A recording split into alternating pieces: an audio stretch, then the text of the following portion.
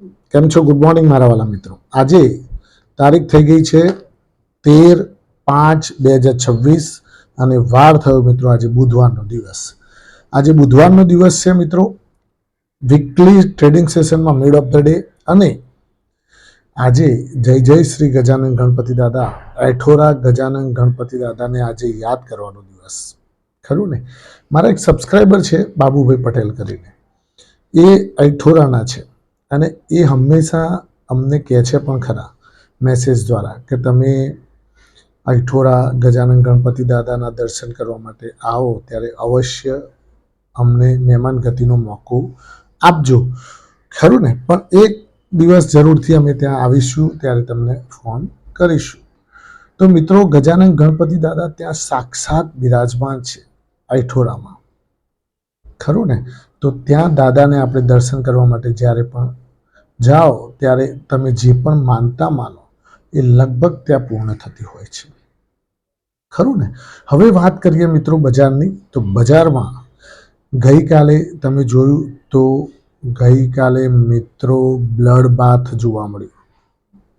Blood બાથ mid cap, small cap બધામાં ધડાધડ 5%, 4%, 6% તો ધડાધડ તૂટતા હતા બધા શેર્સ. તો ગઈકાલે જે ટ્રેડિંગ સેશન જોવા મળ્યું એની અંદર જે એફઆઈઆઈડીઆઈની એક્ટિવિટી છે એ પણ આપણે નજર નાખીશું. પ્લસ આજે કઈ કઈ કંપનીઓના રિઝલ્ટની અસર છે એ પણ આપણે આજે જોવાની છે. અને આજે બજાર પત્યા પછી કઈ કંપનીઓના રિઝલ્ટ આવવાના છે એના ઉપર પણ ફોકસ કરીશું મિત્રો. તો પહેલું જોઈ લઈએ.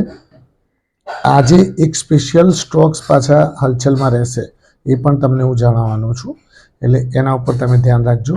બીજું કે આજે પાછી એક બીજું સેક્ટર પણ આજે હલચલમાં રહેશે, પોઝિટિવ રહેશે, એ પણ હું તમને જણાવીશ, એ ખાસ ધ્યાન રાખજો. હવે પહેલાં જોઈ લઈએ કે ગઈકાલે બજાર કેવું રહ્યું. આછી પાતળી માહિતી ફટાફટ ઝડપથી લઈ લઈએ. તો ગઈકાલે મિત્રો નિફ્ટી 436 અંકના ઘટાડા સાથે 23,379 અને સેન્સેક્સ 1456 અંકના ઘટાડા સાથે 74,559 અંક બંધ જોવા મળે. એફઆઈઆઈડીઆઈની એક્ટિવિટી જોઈ લઈએ તો એફઆઈઆઈએ 1959 કરોડની કેશ માર્કેટમાં વેચવાલી કરી, જ્યારે ડીઆઈઆઈએ શું કર્યું? 7990 7990 કરોડ રૂપિયાની કેશ માર્કેટમાં ખરીદારી કરી.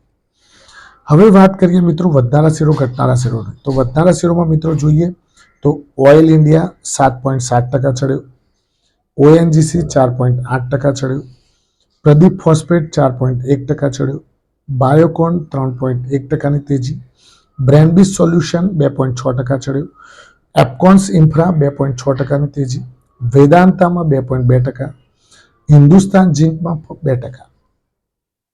સોનાટા હવે ઘટનારા શેરોની વાત કરી લઈએ તો ઘટનારા શેરોમાં મિત્રો મેં તમને લગભગ ગઈકાલે પણ કહ્યું હતું કે વેદાંતા, હિન્દુસ્તાન ઝિંક અને કોપર, હિન્દુસ્તાન કોપર આ 3 સ્ટોક્સ લગભગ તેજીમાં કાલે જોવા મળશે અને એ પ્રમાણે આટલા બજાર તૂટેલા બજારમાં પણ મજબૂતાઈ સાથે કામકાજ કરતા જોવા મળે. સોનાટા સોફ્ટવેર મિત્રો 8.6% ગઈકાલે નીકળી ગયો, ગેલેન્ટ ઇસ્પાત 8.1%, ઓલેક્ટ્રા ગ્રીનટેક 7.3% નીકળી ગયો, કેનેસ ટેકનોલોજી 7.2% નીકળી ગયો, જીએસડબલ્યુ એનર્જી 7% નીકળી ગયો, બિરલા સોફ્ટવેર 6.8%, રિલેક્સો ફૂટવેર 6.8% નીકળી ગયો અને અનંતરાજ ઇન્ડસ્ટ્રીઝ 6.7%.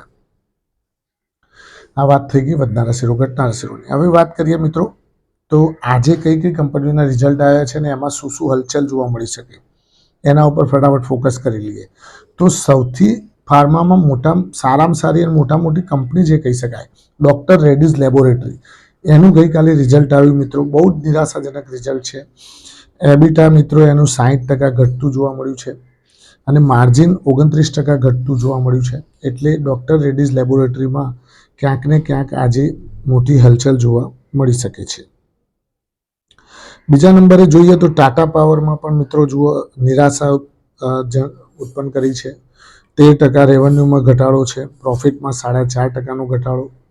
એટલે ક્યાંક ને ક્યાંક ટાટા પાવર પણ એના પ્રોફિટને જાળવવામાં અને રેવન્યુને જાળવવામાં ક્યાંક નાકામયાબ રહ્યા છે મિત્રો. તો બંને આજે હલચલમાં રહેશે. ડિક્સન ટેકનોલોજીની વાત કરી લઈએ તો ડિક્સન ટેકનોલોજીનું પણ રિઝલ્ટ આવી ગયું છે. એનું રેવન્યુ મિત્રો 2% વધ્યું છે. એમનું જે વેચાણ છે 2%નો વધારો જોવા મળ્યો છે. પ્રોફિટ 36% ઘટ્યો છે. એબિટા માર્જિન 8% ઘટ્યું છે. ટૂંકમાં ડિક્સન ટેકનોલોજીનું રિઝલ્ટ મિક્સ કહી શકાય. બર્જર પેન્ટમાં મિત્રો રેવન્યુમાં 12%નો જમ્પ, એબિટા 12.5% વધારી, માર્જિન પણ 12%ની તેજી, એટલે એમાં પણ આજે હલચલ જોવા મળી શકે છે. હવે વાત કરીએ મિત્રો મટાર ટેકનોલોજી, MTAR TECH, બહુ જ તેજી દોડાવી છે. આ સ્ટોક અમે 1500-1700 રૂપિયામાં પહેલા લેતા હતા અને લગભગ 2000ની આસપાસ નીકળી જતા હતા. પછી તો આ શેરે જે સ્ટોકમાં તેજી બતાવી છે જબરદસ્ત. આપણી પાસે લગભગ પોર્ટફોલિયોની અંદર કોઈને પણ પડ્યા હોય તો હોલ્ડ કરી રાખજો. મિનિમમ 5000નો ઓછામાં ઓછો લાંબા ગાળે ભાવ આવશે મિત્રો, લાંબા ગાળે. અને અત્યારે લગભગ 3500-3600 રૂપિયાની આસપાસ ચાલી રહ્યો છે. તો મટાર ટેકનોલોજી 183 કરોડ ગયા વખતે એણે પ્રોફિટ જનરેટ કર્યો હતો, એ આ વખતે રેવન્યુ જનરેટ કર્યો હતો, એ આ વખતે 306 કરોડનો રેવન્યુ, ઓલમોસ્ટ ડબલ રેવન્યુમાં, અને પ્રોફિટ પણ જબરદસ્ત વધારો. તો આજે મટાર ટેકનોલોજીમાં હલચલ જોવા મળી શકે છે મિત્રો. હવે વાત કરીએ કલ્પતરુ પાવરમાં પણ 14 કરોડથી પ્રોફિટ વધીને 201 કરોડ, જબરદસ્ત ઉછાળ. તો કલ્પતરુ પાવર પણ આજે હલચલમાં રહી શકે છે મિત્રો. આ બધી વાત થઈ ગઈ રિઝલ્ટની. હવે વાત કરીએ આજે બપોર પછી એટલે કે સાંજના કઈ કંપનીઓના રિઝલ્ટ આવી શકે છે. અમુક કંપનીઓના રિઝલ્ટ મિત્રો ચાલુ બજારમાં પણ આવતા હોય છે. તો એ આજે કઈ કંપનીઓના રિઝલ્ટ છે એના ઉપર તમે ફોકસ કરી શકો છો. તો આજે મિત્રો DLF નું રિઝલ્ટ છે. બીજા નંબરે HPCL, ઓઇલ ઇન્ડિયા, ત્રીજા નંબરે KNS ટેકનોલોજી, પાંચમા નંબરે છે ભારતી એરટેલ, સિપ્લા અને TVS motor. DLF, HPCL, oil India, KNS technology, Bharti Airtel, Cipla અને TVS મોટર્સ, આટલાના આજે રિઝલ્ટ છે મિત્રો. એટલે આજે આ બધી મેન કંપનીઓ છે. બીજી તો ઘણી બધી કંપનીઓના રિઝલ્ટ છે આજે, પણ આ મેન કંપનીઓ જે છે બધી નિફ્ટીની કંપનીઓ છે, એટલે એ લોકો હલચલ વધારે બતાવતી જોવા મળતી હોય છે. હવે વાત કરીએ મિત્રો કે આજે કયું સેક્ટર એક એવું છે કે જેના અંદર આજે હલચલ જોવા મળશે.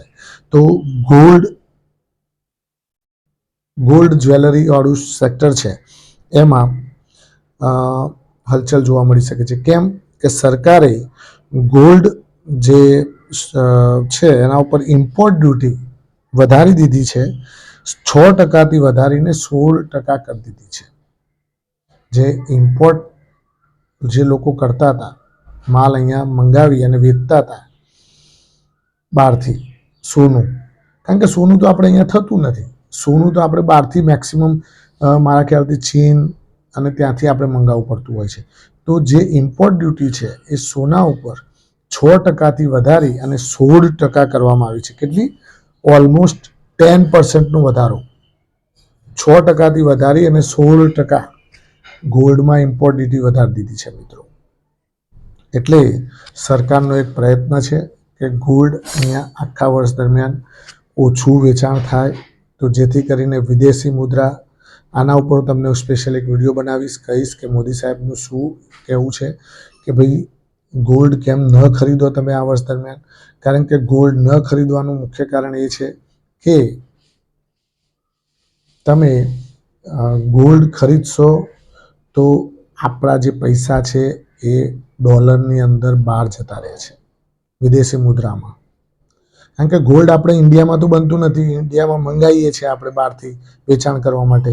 તો બહારથી જ્યારે ગોલ્ડ આપણે ઇમ્પોર્ટ કરીએ છીએ, મંગાવીએ છીએ, ત્યારે એ પેમેન્ટ આપણે ડોલરમાં કરવું પડતું હોય છે અને ડોલરનો ભાવ અત્યારે સખત ઊંચો ચાલી રહ્યો છે અને એના કારણે ક્યાંક ને ક્યાંક આપણને માર પડતો જોવા મળે છે મિત્રો. બીજું મિત્રો, આજે વોડાફોન આઈડિયા ઉપર એક થોડું ધ્યાન રાખજો. ફંડ ભેગું કરવા માટેની શનિવારે બેઠક છે. તો ફંડ ભેગું કરવા માટે બોર્ડ બેઠક છે, તો એ લોકો શું નિર્ણય લે છે એના ઉપર પણ વોડાફોન આઈડિયામાં હલચલ જોવા મળી શકે છે. Thank you very much. ખૂબ ખૂબ આભાર. આજનો દિવસ તમારા માટે શુભ રહે, લાભદાયી રહે, ફળદાયી રહે એવી માય પ્રોફિટ પોઈન્ટ ચેનલથી આપ સૌને શુભકામનાઓ. Thank you very much.